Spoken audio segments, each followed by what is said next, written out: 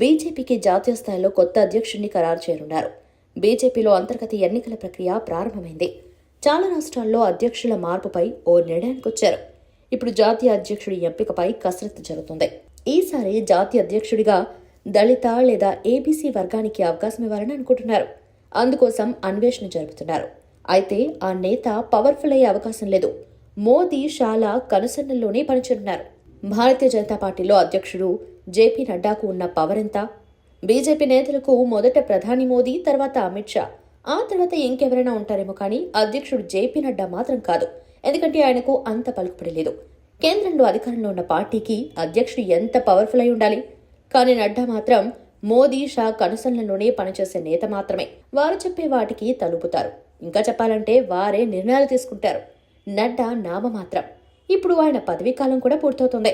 జనవరిలో బీజేపీ జాతీయ అధ్యక్షుడిగా పెద్దగా ఎవరికీ తెలియని నేతను ఎంపిక చేయడం ఖాయంగానే కనిపిస్తోంది. శివరాజ్ సింగ్ చౌహాన్, ఫడ్నవీస్ సహా చాలా మంది సీనియర్ల పేర్లు వినిపిస్తున్నాయి. కానీ ఒక్కరంటే ఒక్కరు కూడా ఈ జాబితా నుంచి వచ్చే అవకాశం లేదు. ఇప్పటి వరకు మోదీ, షాల ఎంపికలు చూస్తే అదే చెప్తోంది.